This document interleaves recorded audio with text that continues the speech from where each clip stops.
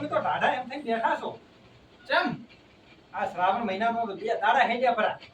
આ શું હતું 2 દાડા હેડ્યાથી? એટલે આ પેલું હવે સારું નહીં કરવું. એમ કોકી તારે આ તારે ઈ વળી આમાં શું વળી સોફટ પાડવાની હોય એ તો ખબર પડી જાવી છું. એટલે પણ આ તો શું હમણાં રમ્યા નહીં કે આપણે શ્રાવણી રમસ એટલે કોઈ યાદ ના રહે. હા એટલે મોએ કીધા દીવા હો કાલે હેજો કરો અને આ તો બીજો દાડો છે કાકી શું કોઈ કહેતું ચમ નહીં. પણ હું એક તમારી જ વાત જોઈ રહ્યો તો એના હારું તો આ જો હે આ જોજો 4 દાડાથી તો શ્રાવણ પહેલા તો હું પૈસાનો વેસ્ટ કરીને બેઠો છું. અને મારે વધારો છે એવો જ મોટો લઈને આવ્યો છું. એમ ડોશી કહેતા જેમન લઈને આવો રા. મેં કે જેમન તો પછી લાવજો પેલું હાજુ કરવા છે.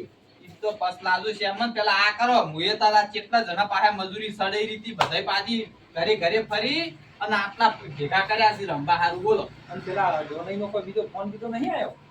એટલે ઈ તો અમે નવરા જ હોય છે આપણી વાટ જોઈને બેઠા છીએ.